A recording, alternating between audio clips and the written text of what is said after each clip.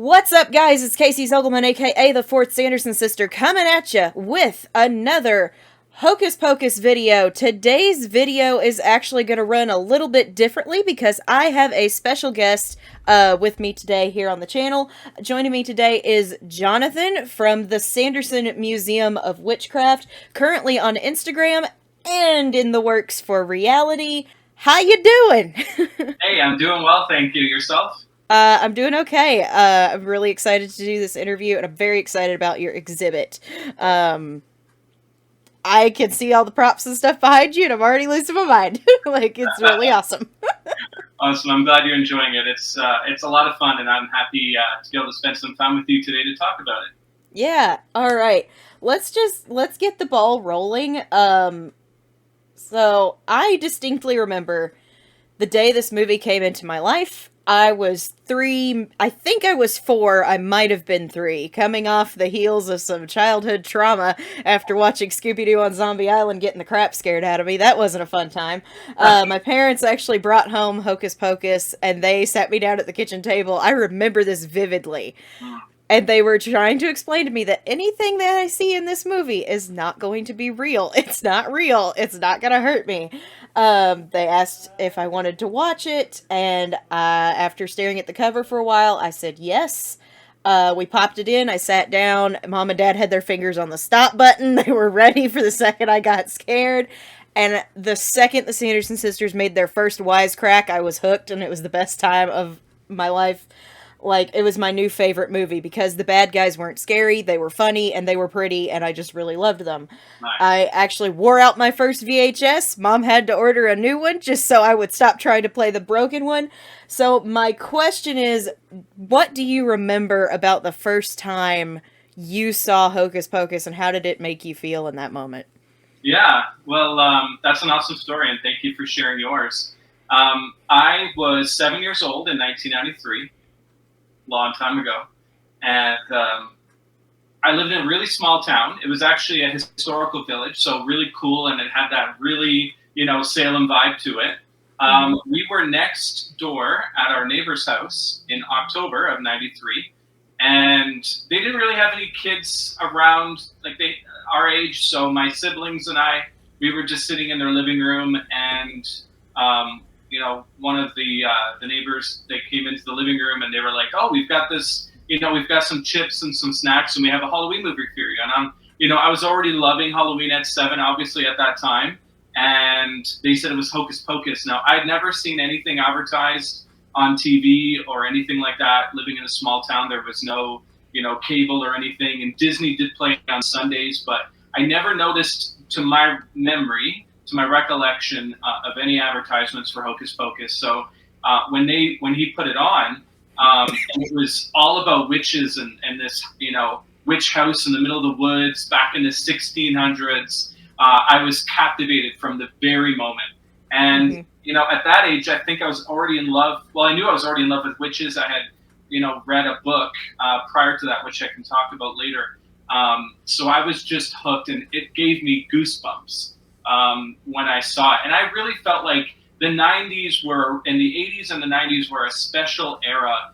I feel almost like the last special era of Halloween. And it really produced. Oh, I think I agree with that statement, and I was born in 96, so, I came in on the tail end of that goodness. Yeah. It maybe carried into, 01, 02, but it was done after that.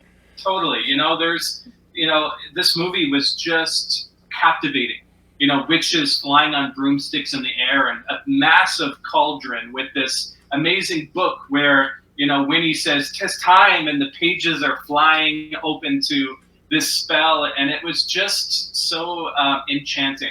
And it really captivated me and really took, me to amazing places with creativity and imagination, and impacted me for 31 years. Oh, I mean, I agree. I mean, a little less on my timeline just because I didn't see it until after it came out because I wasn't born until 3 years later. But it was basically my whole childhood, and it has evolved to become the other half of me at this point. So I totally get where you're coming from. It's just if it hits you there in that first viewing, it's there for the rest of your life. Absolutely. Um, I so didn't the have the chance, sorry to interject, to yeah, watch go ahead. often as yourself. I grew up in a Christian home, and it was a pretty serious Christian home at the time.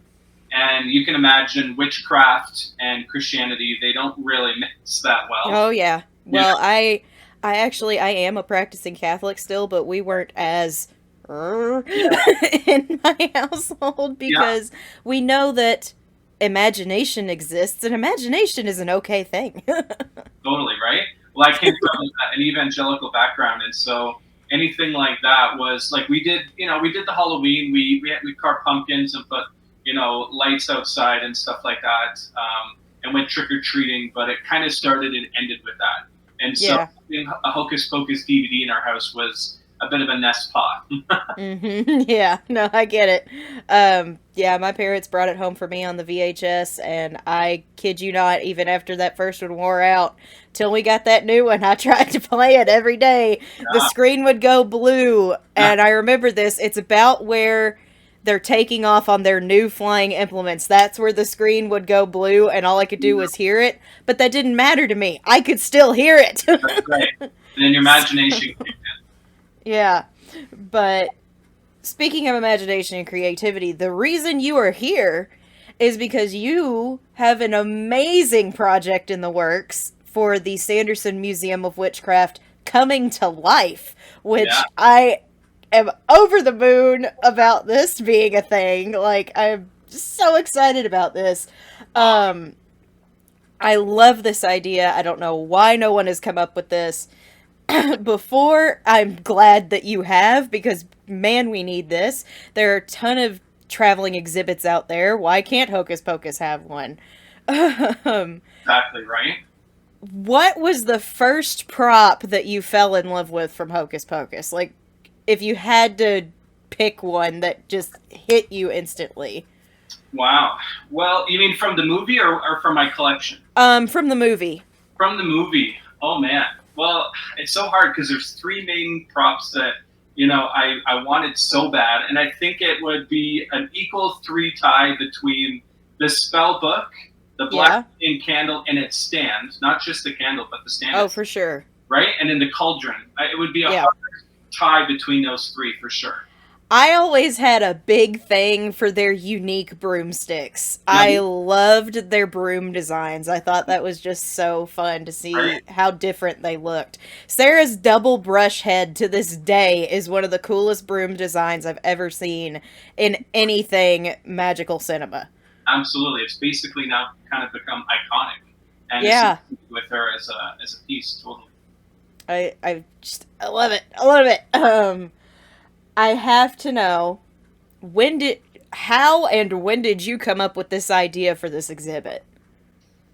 Well, the funny thing is, it started basically after I watched the movie, and I just wanted to live in this set. The Sanderson house. I really, Max's house was cool, and Allison's house was cool, but what I wanted was the Sanderson house so bad, with all the glowing candles and all Yep. of the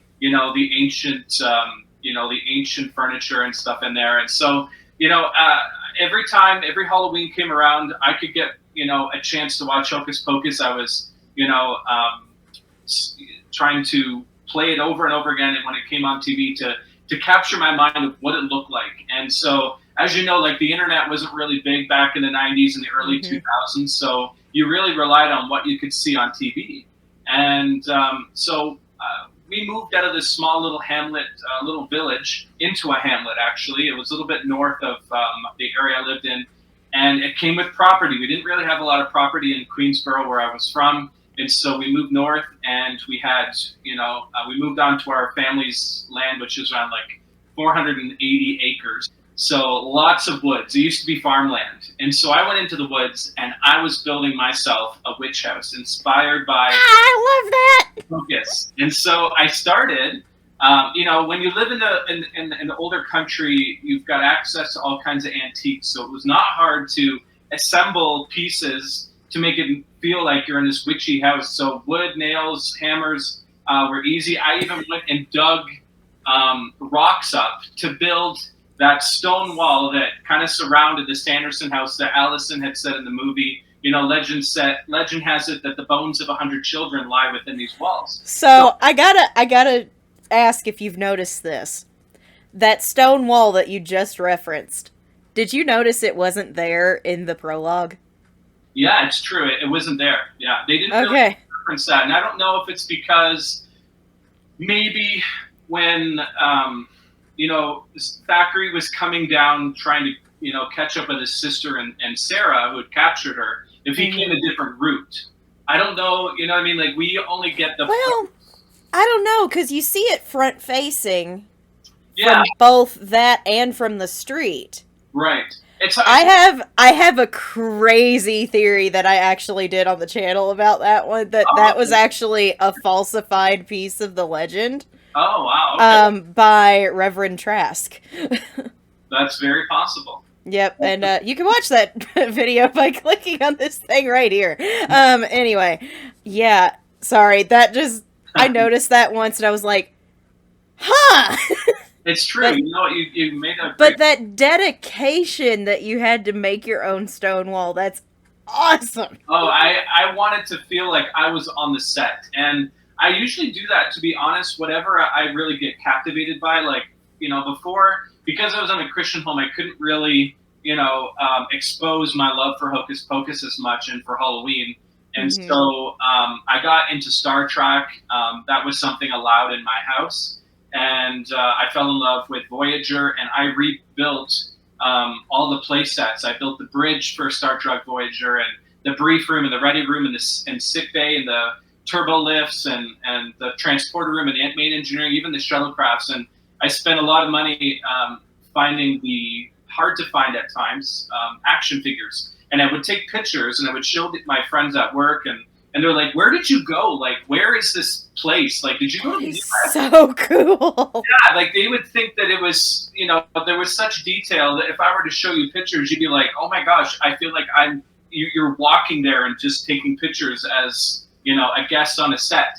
And so I took all that energy and creativity, and then I kind of channeled it into Hocus Pocus, and so yeah, like when did I really start to say I'm pulling a trigger? It was a couple years ago. If you look at my very first Instagram post on the Sanderson Museum of Witchcraft, which you can follow him with this link down below. Please do. You can see that the first post was a couple years ago. It was 2002. I think it was in the summer. And I'm just like, you know what? I'm going to do it. I'm just like, there's no, I was really disappointed that, we have so many different things at Disney that people can visit, but nothing Hocus Pocus. It's never really gotten, and we all know this, it's never gotten the love it deserved. I have gone on, I could not count at this point, how many tirades about how underutilized this property is by their own owners. Like, they put out new merch every year, but that's only been within the last like 7-8 years, maybe we're finally getting merchandise in this I feel stuff. like in that now it's starting to dissipate. I went to Spirit Halloween, and you'll maybe have saw my posts a couple weeks ago. And now Hocus Pocus merch has been reduced, for example, to a couple of measly shelves, where before it had this massive wall and these great graphics and a lot of cool. That doesn't bode well for me, because I'm going to Spirit sometime next week to do the new merch review on the stuff that they've put out. But I've been to 2 Spirit Halloweens here in the city, and they're both identical, and I was so deflated when I went in there. I'm just like, they have more online, to be honest, than they do. Yeah, I've been looking on the online stuff. See, that a lot of the stuff I already have, because I've done so many merch reviews. Plus, whenever I move out, hopefully within the next year, I'm going to be doing my house in Hocus Pocus. So they're kind of furnishing my future home. Excuse me. And I try every year to get all their new stuff and do a review of them on the channel. Because everybody likes to see the new stuff and be like, hey, you can go get it for this price. Whatever. But totally. That doesn't bode well for me. And to be honest, for me, I was really, I love props. Like, I will watch a lot of behind the scenes on different movies, like, you know, Independence Day, for example, or Jurassic Park. I love to see how things are made, like the new Alien movie that just released, Alien Romulus. I love that behind the scene look. I want to know how they did it, because if I love it, I may recreate it. You know, Yeah, I love to see how stuff was put together, and can I, make a facsimile or something of this. And so, exactly. So, yeah. like, what props have you made so far? Well, I I- have a few of them here, actually. I guess we could start to my right. It's going to be a little bit tricky to see, and I do apologize for people who are maybe squinting your eyes trying to see it, because right now, right here is the black flame candle stand and a version of the black flame candle.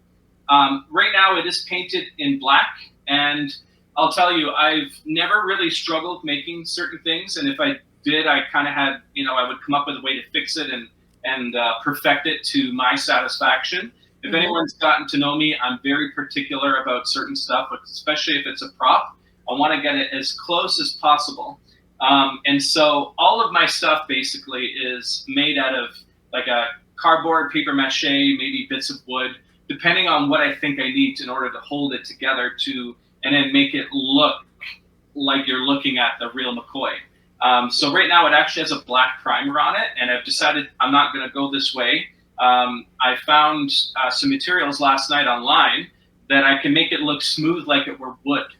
And Ooh. that's the goal, is obviously if you freeze the movie and you get a good chance to take a look, like say when Max is lighting the black flame candle, it is a wooden stand.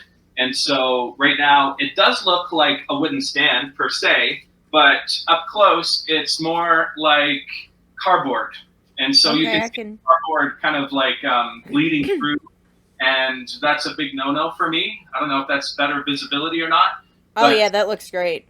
I'll kind of hold it all the way up to give you an idea to kind of the base. So this Yeah. is almost screen accurate, and it took me, and I think that's what's held me back from really launching this earlier. Hmm. It always it wasn't even necessarily the last couple of years. It's been a little bit further back, because if I'm going to do something, it's got to be close to screen accurate. I don't want people to come in and be like, "What?" Totally get it. I'm a cosplayer, so whenever I'm making a costume, it's like, all right, what are the finest details? Well, exactly. And I will settle for as close as I can get it if there's really no behind the scenes, images, because if anyone watches Hocus Pocus, most of the props that we see are actually in the prelude at the very beginning of the movie. So when we skip to where, Allison is showing Max and Danny the Witch Museum, a lot of those props are missing. So they've changed the floor layout a little bit. They've removed some furniture and some pieces, and so you don't get to see everything. So, I wanted to stick to what it would look like in the 1693 version of the movie. And so I took a lot of time before I could really find some behind the scenes pictures that I'm like, okay, I can greenlight this project now. I'll move ahead. Sadly, the legs are slightly different than the movie, and that's only because I really got a good look at what those legs look like from some friends of mine who were able to get some behind the scenes screen captures. Hmm. Over here, let me just kind of circle around myself. I won't jump around too much, but All right, you're good.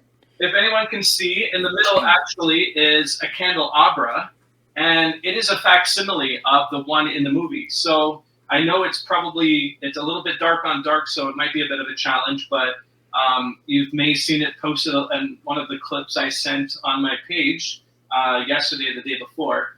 But if you look, when the witches are preparing their life potion, there's an altar table right behind Winnie and the cauldron, and this is identical to the same one that's sitting there on the altar table. So when I saw it, I was like, the hair raised on the back of my neck. Oh, yeah.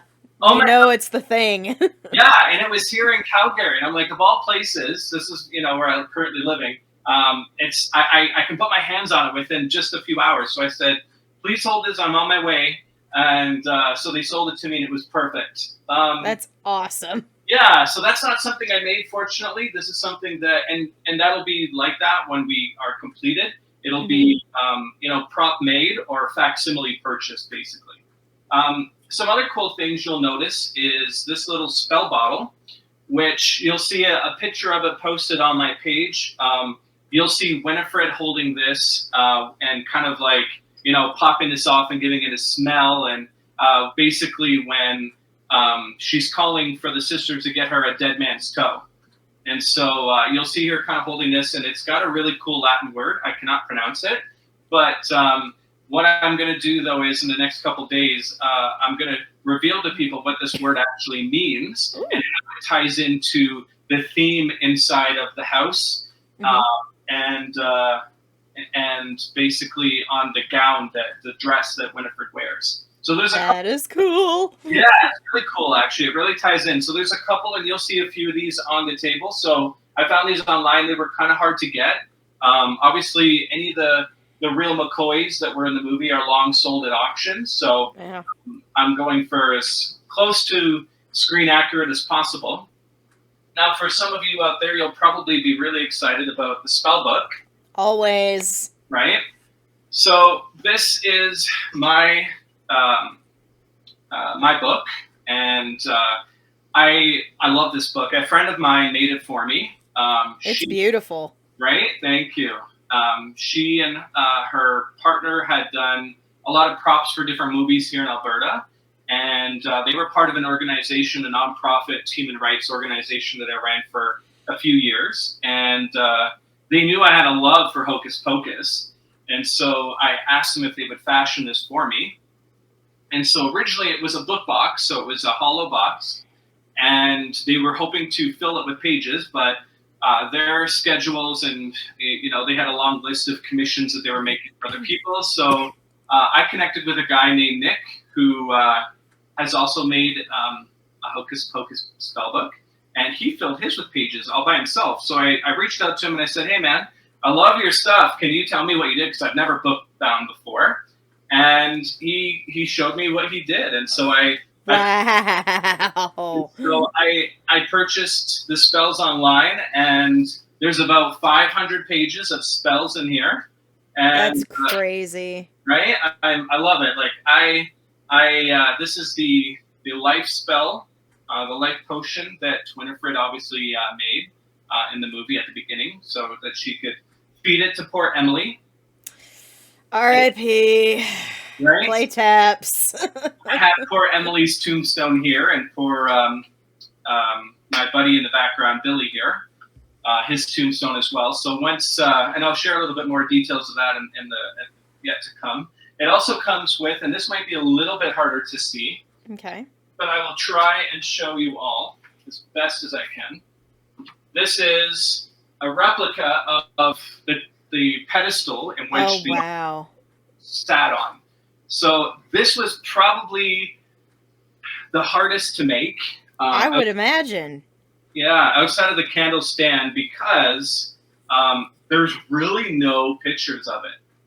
So if you see pictures of it on my my Insta page, it's because at the very end of the movie, where the credits, when Ice and Jay are up in the cages, it kind of zooms to the floor and it goes all the way up the spell book pedestal to the book itself, and the eye starts to open.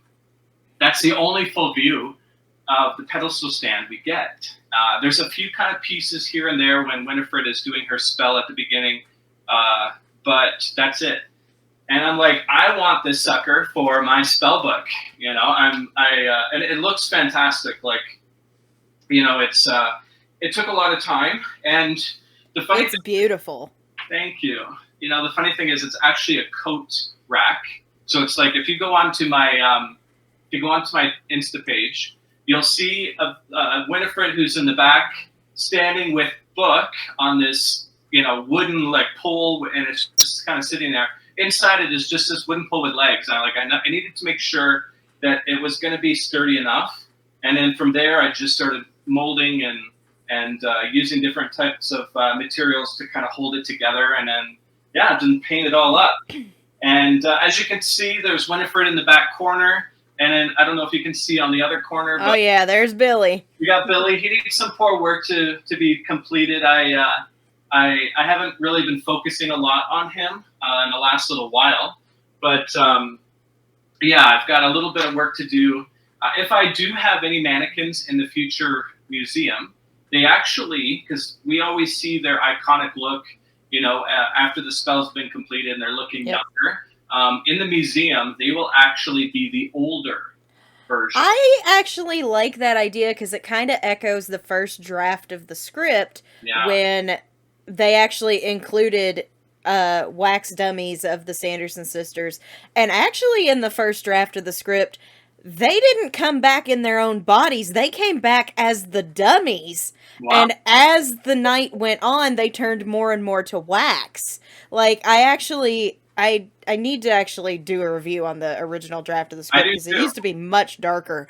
But when I read that, I was like, that would have been an interesting take on it. 100%. But I mean, I'm kind of glad they did what they did, Yeah, regardless. no, But I love that you're going with that because it also would echo the fact that they had that portrait of them as the older versions of yeah. themselves. Yeah, no, I'm excited to see that done. I do love the costumes, and there will be, this is obviously this one actually comes from Spirit Halloween, the premium version, and about See, I want to get those so bad because they yeah, look so good, but they're so expensive. I know they're very expensive. I'm still waiting to grab. I was gonna get Sarah's this year, and then I got so tied up when I started. All these props started like coming up online. I'm like, oh, I want this, and I want that, and I want this, Yep. and then Sarah's poor dress just kept getting pushed back, and Yeah. and I want to get Mary's as well. I found a suit that would fill out her dress as she is in the movie, and I need a couple more mannequins. I have two, but I only have the two, so I need to get two more, and then dress them appropriately so that they look right. But yeah, I'm loving the idea of having them in the older version. The That museum, is such a cool idea. yeah, I'm getting goosebumps over that one. when it's together, I'll be living in goosebumps. It is right now. Like when I get up and I go make a coffee. A lot of this is just my living room right now. Yeah. So when I get to Edmonton, I'll have a bit of an art studio, which is exciting. That would be Because awesome. I won't have people coming over wondering if I'm doing a seance to Satan or something. See, the funny part of that is whenever I move out, people will think that all the time because my house is going to look like that all the time. Next year I'm either late this winter, like of the year in December between somewhere in that area, or the first half of next year, I'm gonna have the cauldron.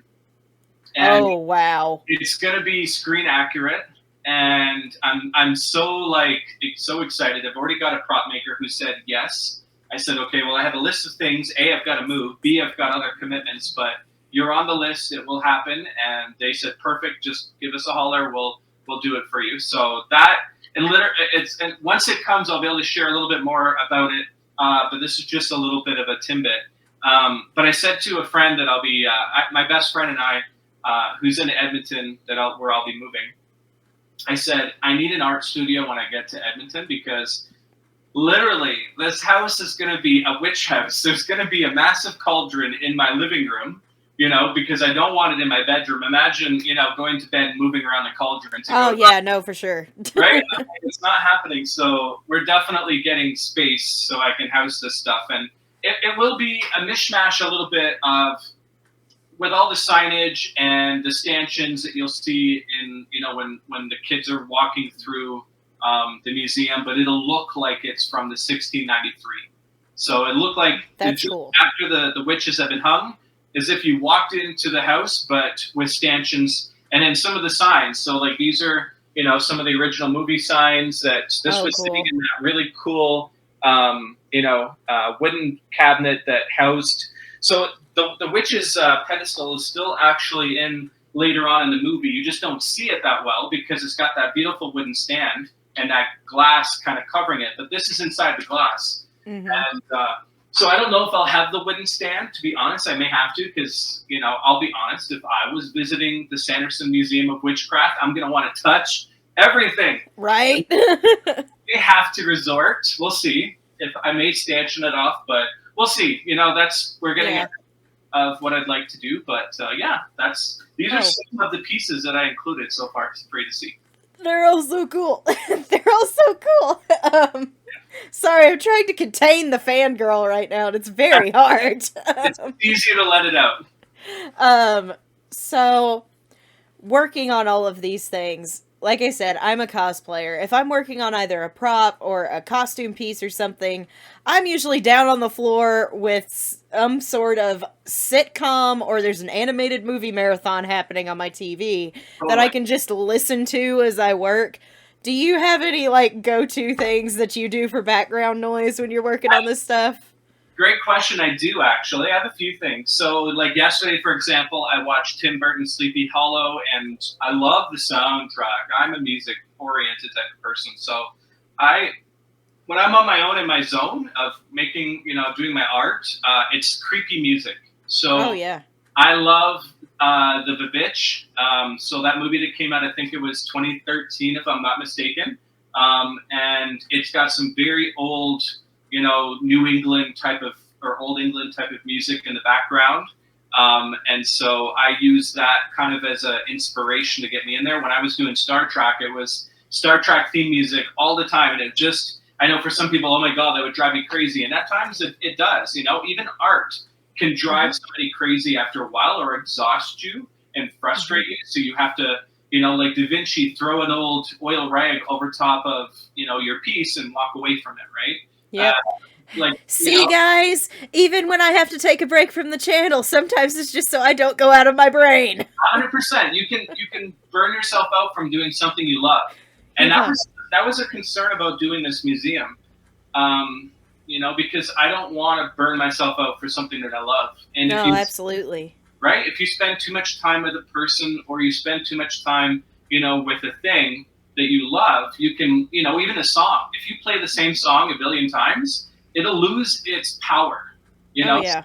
sometimes I will walk away from my stuff and it'll be months. Like, this Hmm. poor stand, I had people coming over and it was in my living room.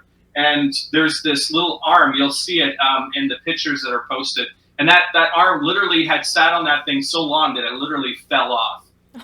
And I said to people, just ignore it. I said, I don't have my oilcloth to throw over top of it. I Yep. said, it'll get finished. And I've had to walk away from this candle stand so many times because I don't want anything bleeding through that you don't want to see. And Hmm. so I walked away from it. I would come back. And then I didn't like the shape, so I would start cutting it off and then walking away and coming back. And then, so it takes time. But Yeah. lately I've been watching Charmed. There you So go. I've never seen it. This again, it I was haven't either, and a lot of people are like, you need to watch it. And I'm like, I'll get there eventually. yeah. I'll be honest. I'm a Dark Witch type of fan, so Hmm. that's why I cater towards the beginning of Hocus Pocus and I do like the other half of the first movie, but I like the Vavitch. I like Sleepy Hollow. Charmed is a domesticated witch, Yeah. basically. You know what I mean? They're very Wiccan. Yeah. And so it's not necessarily my level, but it's got some really great little fun little things that they do. Hmm. I'm shocked, but normally when I'm doing Hocus Pocus art in years past, I was watching Buffy the Vampire Slayer on in the back because I love that show. Yeah. Uh, but yeah, so I definitely do throw Oh, stuff. yeah. Yeah. I feel like everybody's got that kind of thing that they have to have. Now, crazy question, because you are knee deep in the first one. Um, if there's one prop that in the future, like way in the future, that you could recreate from the second movie, do you have any idea what that might be? I have an idea of one I'd love to see. From the second one. I've Mm-hmm. spent a lot of time analyzing behind the scenes pictures of the first one. I'm not 100% sure. If I had to pick one, I guess the only thing that's really popping out in my mind is the Sanderson. I can't even think of the The name of it. Sanderson hourglass. Yes, thank you. Yeah. So, I love the design of their hourglass. I would love to eventually see like their crystal altar that they find in the woods. yeah, that's a That's cool so piece. cool. You know, Interesting tidbit. I saw it, but I didn't really pay a lot of attention to it. But if Hmm. you look, my page has obviously got a lot of behind the scenes, very rare behind the scenes Oh pictures. yeah. Hocus Pocus 1. And I was really impressed, and I said I was going to do this, but I haven't done it yet, so I'm going to do it on your show. But Okay. somebody had pointed out in the first Hocus Pocus movie, in the 16th century version of the house, there is an hourglass sitting on the wooden table. Because at first... Wait, what? Yeah, I know, right? I gotta go back and look for this thing, because that is the best Easter egg if it is there. It is totally an Easter egg. So, oh my god! I'll be honest with you, like, you know, when I saw the hourglass at the second movie, I'm like, what? Why are they introducing things? And I'm like, but it was there the whole time and we never knew. Exactly. No, it's not. That is so clever! Yeah, that is so cool. I was really happy to see that. So, of course, you know, I'm looking online for hourglasses. And I didn't really think about it, but I want to make sure that if somebody were to print off a picture of a behind-the-scenes, a picture of a behind-the-scenes Sanderson from the 16th century at the beginning of the movie, and they looked at it and they looked up, it would basically be like it was the same thing, like someone had just taken a picture 31 years ago. So, you know, eventually I will build the house. That's the goal. Well, and that was actually one of my other questions was, can we eventually see, like, a permanent place for this? Well, I believe so, yes. Now, you know, I have timelines in my head. Yeah. But, you know, it's never good to stick to a timeline. Sometimes you have to be flexible. Time is flexible in certain ways, and we have to be flexible with time. You know, we will never have a building this year, and sadly next year or the next, you know, few years, unless somebody comes across the museum and be like, oh my God, here's some money to build the house. Yeah. I have the floor plans. They're digital copies. I know exactly what it's supposed to look like and what goes where. When you love the Sanderson house as much as I do, I gotta say, whenever I watched the, like, pop-up trivia and treats edition of the first movie, when I finally got it on Blu-ray, and the set designer, William Sandell, said, this was a real house. We built a real house. You could plop it on a hill and live in it. And I was like, I have a new goal in life. Yeah. I want to get rich enough to go to Disney, throw a bag of money on the table, and go, give me the cottage. Well, totally, right? Excuse me. You're good. There's a family in Alberta that I think they're called Enchanted, if I'm not mistaken. I came across them last year. They build fairy tale houses. Now, they're kind of like cottages, and some are small enough just to be children's playhouses. Others are the size of a regular house. So I don't know if I'm going to go with them. Obviously, money talks. So, you know, let me tell you, you know, and it's funny because when I was thinking about this interview, I wanted to say that right from the start, and I missed that opportunity. That is okay. I wanted to say that nobody is funding me. So Disney is not behind anything that I'm doing. You know? And that was something I also wanted to ask was, I'm sure you're going to need to make a little bit of money back from this. Is there going to be like an admission fee, or is it going to be donation based? Well, that's the thing, you know what I mean? When we get going, so there'll be different stages. So the first stage will be, you know, some sort of pop-up. And I'm thinking very humbly, you know, I'm hoping to make some good network connections when I get to Edmonton. I know the Halloween scene here in Calgary is a little bit more alive. But that's not to say that I could also be very ignorant, and there could be great, you know, activity for Halloween in Edmonton, and I'm hoping that's going to be the case because I'm not overly familiar with Edmonton that much. But my hope is that, you know, if it's anything like Calgary, they'll have some venues that, you know, people like haunted houses that are themed, you know, attractions that I could, you know, possibly insert the you know, the set pieces. And, you know, there will be an admission because there's so much more. So as I was saying, it'll be definitely in steps. So it'll be a pop-up. I want to do so much more. So I have a lot of ideas, and that's going to take more money. It's going to be very expensive to get the cauldron made and shipped. Oh, for sure. I imagine. Totally. So I'm not looking to make a profit off of anything. Any money that gets made literally is like a cycle.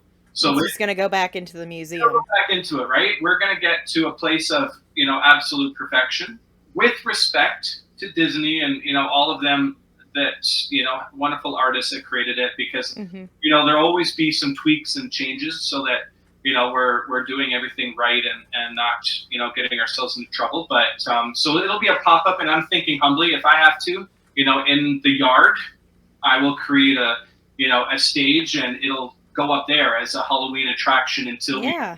because again, I have more networks in Calgary than I do in Edmonton, so I don't Mhm. know how open armed the welcome will be when I get there, but I'm hoping it will be very wide. But we'll see. We'll be cautious. The next step I would love to see is the addition of Halloween merch from Hocus Pocus, or some Sanderson Museum of Witchcraft merch. I have some really cool down the pipeline candles that are going to be about a foot tall, Mhm. that will be for sale eventually, and we'll take a look at a few other stuff. But eventually down the road, it will get towards like let's build this house. Let's find some property. And I know Edmonton's a little bit more financially better affordability wise, Mhm. to make that probably happen. So that's the goal. That's the end goal. And then so that we'll start humbly to begin with. For sure. Um, so this is gonna be more of a traveling thing to begin with. For sure, I'm going to continue to connect with Calgary and hopefully be able to like hop around a little bit and kind of just show it and be like, hey, our permanent Mhm. home. Obviously, we Yeah. won't bring everything, but some of the main prop pieces will travel. And that's one thing that when I said to the prop maker who's going to do the cauldron, he's like, do you want the regular material or do you want the heavy duty stuff? And I'm like, look, I don't know how far I'm going with this, cauldron, but I said it's got to be built to travel, and Yeah. a little bit of a bang here and a bang there, because welcome to planet Earth, right? We all fail. Oh, for sure. I mean, I live in Kentucky. There are potholes on every street, Right. and if you hit certain ones, it's like, wow, that sounded expensive. Yeah, um, and so I I get definitely it. don't want a hole in my cauldron. So Yeah. I said it's going to have to be the heavy duty stuff. So yeah, I'm thinking it'll maybe bounce between Calgary and Edmonton and Mhm. maybe some of the surrounding areas. You And think you might ever make it to Salem? How cool would that be? oh my god! If they're willing to pay the shipping fees and make it possible, I think they would love it because I mean, haunted happenings there. I have been to Salem. I went there last year for the first time. Is amazing.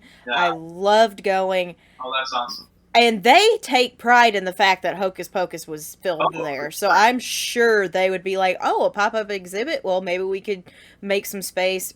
Maybe in the old town hall where I put a spell on you was filmed. Like, that would be really cool. I'm shocked So they haven't built a Sanderson house in Salem because that would be it's not a very large town. yeah, You can literally walk it. You can walk everywhere. So it doesn't really have the space right, for, say, a huge replica of the house. right. I'm sure a lot of the woods that they had, are gone over time, and Yep. but yeah, that would be so. I know one person actually that they thought they were the only person who's ever built the black flame candle, and Oh. I'm like, sorry, but there's two more of us out here. I First black flame candle stand I found was a guy that made it on YouTube, and he was trying to do it from very, just whatever he could screen capture from the movie. Mhm. And I think that this other person had done it too. So mine's really the only, actual behind the scenes full view, and I haven't shared all of the behind the scenes shots. And I'm always wondering, do I want to share a little bit more, or am I comfortable just letting people see this? But I yeah, mean, I say do what's best for you. Like, this is your baby, so. oh, for sure. And it's always you're always wondering, like, do I want to share too much? But I definitely want people to see the props in their full glory because when you hear somebody doing something like, oh, it's going to be nice, but maybe I'm like, no, this is I have to say I'm very excited when I see it. Like, I have people coming in, they're like, oh my god. I'm like, I know Yeah. it's Like, I'm just seeing it digitally, and I'm having the same reaction. Oh my god, those are amazing. for sure. Yeah, and I don't know what the admission charge, just to go back to your question, would be, Mhm. but I want it to be easily affordable for anybody. We live in a time right now where economically it's impossible for people. Even for myself, like I'm unemployed right now.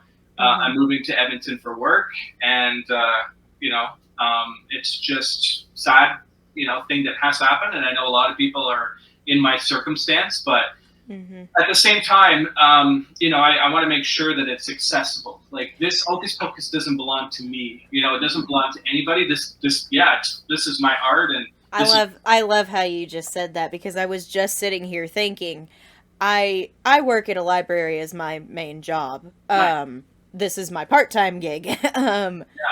And I visit neighborhoods from the lowest incomes to some of the more high end incomes.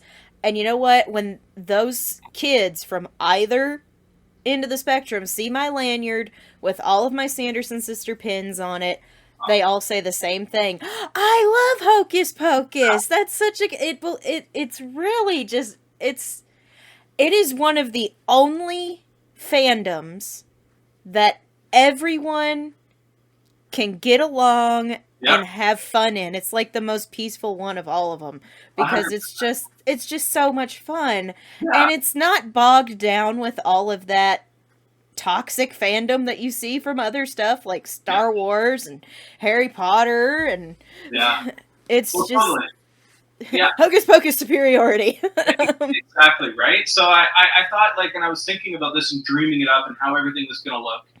It'll have basically two versions. It'll have like that family, bubbly, comedic kind of expression to it.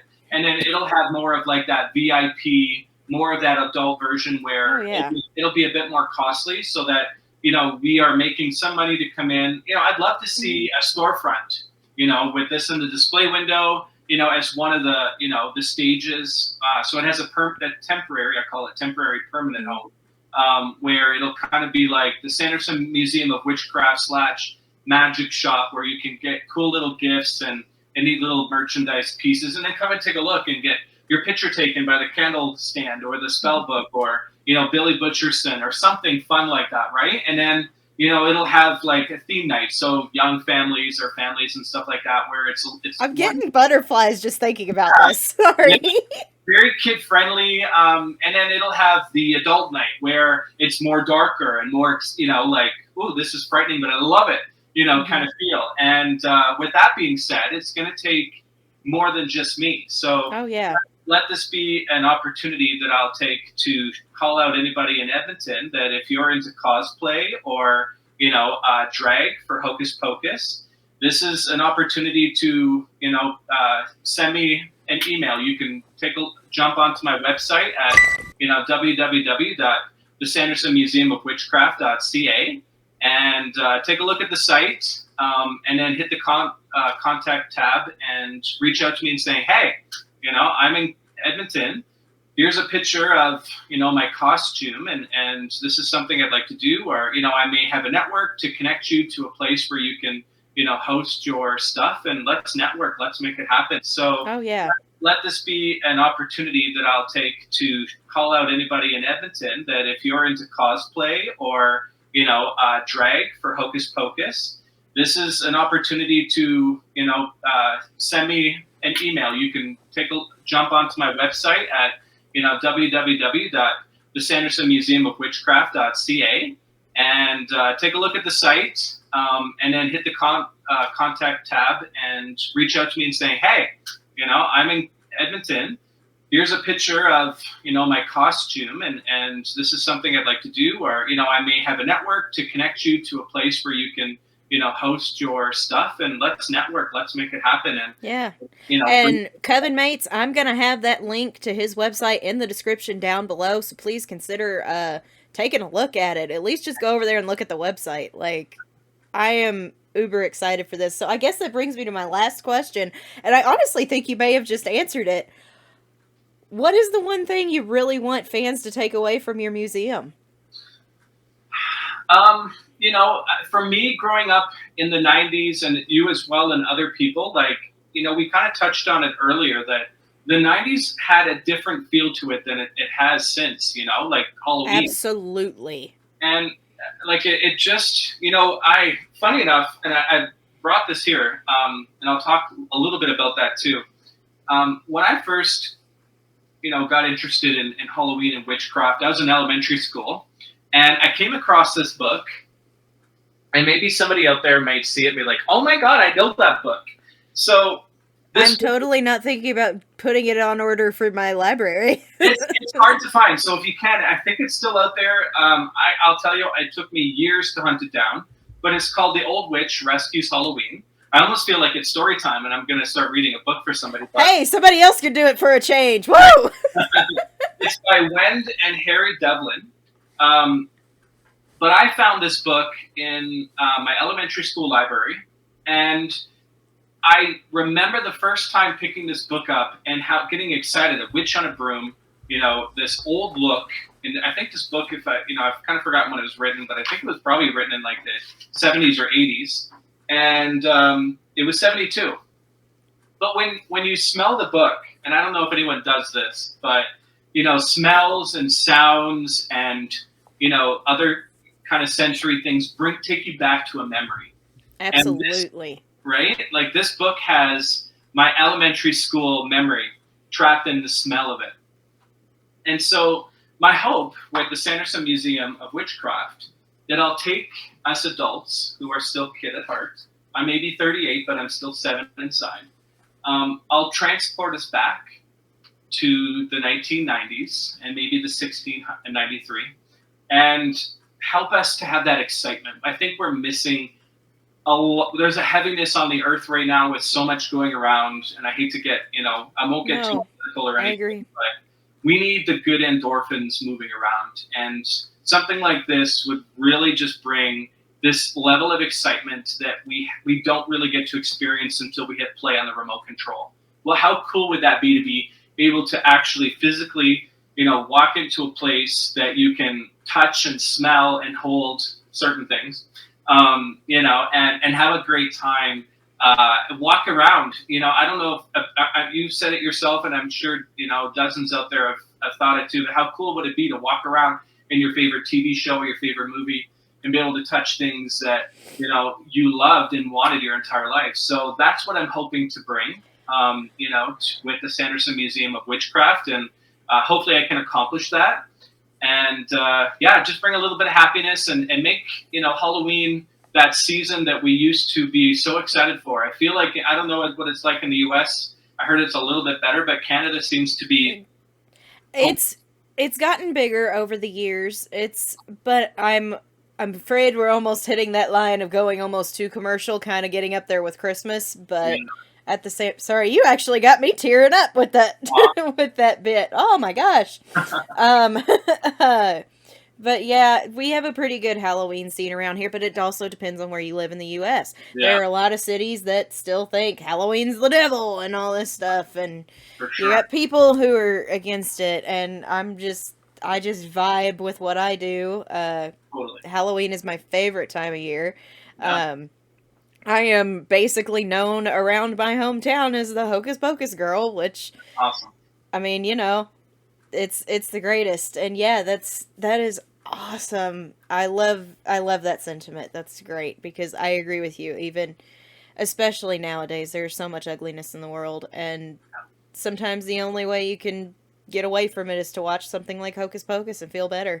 Which is one thing that, whenever the second one was coming out, that I loved that Bet said. She was like, we felt like it was past time because we all need to laugh again. Yeah. And I was like, oh my God, she's right.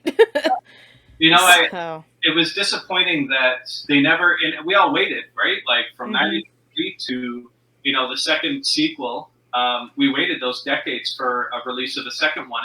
And, I don't know if it was because Disney wasn't happy with, Kenny Ortega, and it had a bit of a flop because it was ridiculously released in July.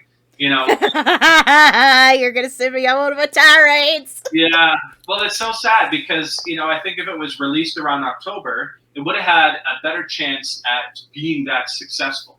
Like 90s was great for Halloween, and I think if Hocus Pocus was released in the season that it belonged to, we would have probably had a sequel in 95. Oh yeah. It would have been years ago. We would have gotten it. And probably a trilogy, maybe a Hocus Pocus 3 at that point. That is currently in the works, so I hear, and I'm working on getting information on that, but there's not really a lot out there, so. Well, hopefully, once if we see a logo, that's kind of what I'm looking for. Yep. Because we've heard that forever that Hocus Pocus 2 is happening, and then I don't know. Man, we had that rug yanked out from under us so many times. It was Oh, just for so sure. mean.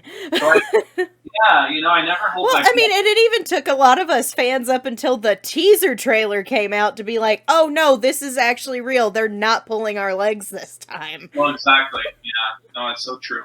We have trust issues. We do, right?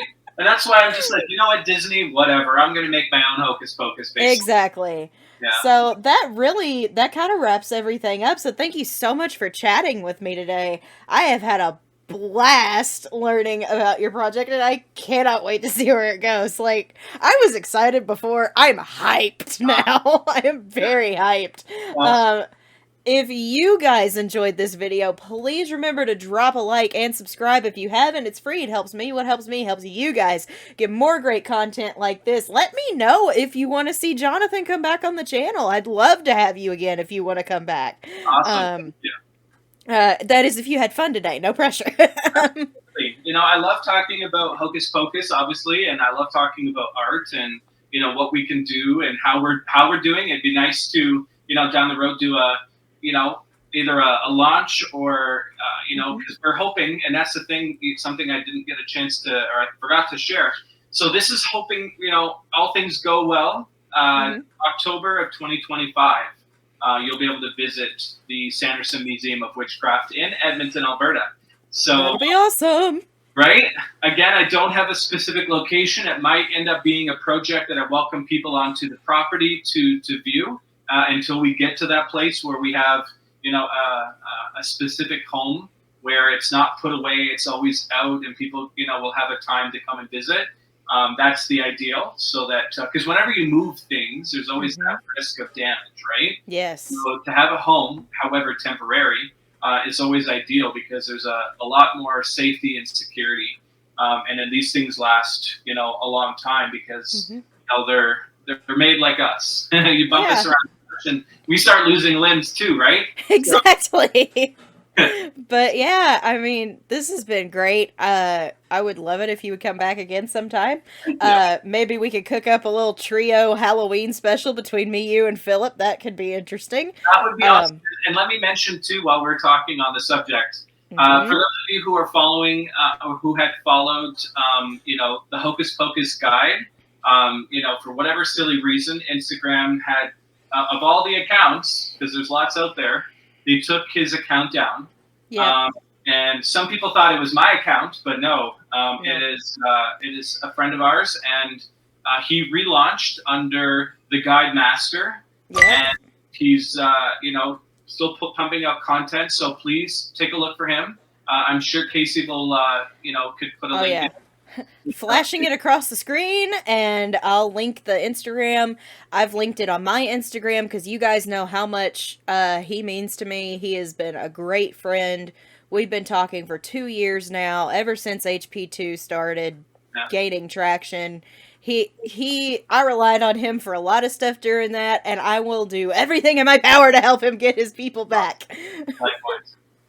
Well, thank you so much. It's been awesome to be here and share some pieces of the museum with you. And I hope you enjoyed it as much as I did. I have had a blast, and there's not much left to say other than let me do my outro and then we'll head out.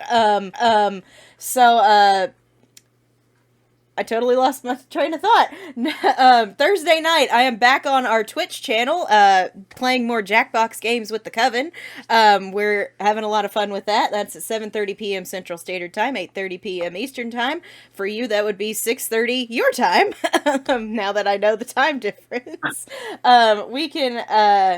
we're gonna have fun with those games, and then Saturday night we're back here playing more Winifred Sanderson Plays Pokemon Heart Gold Nuzlocke here on the channel at 7:30 p.m. Central Standard Time, 8:30 p.m. Eastern Time.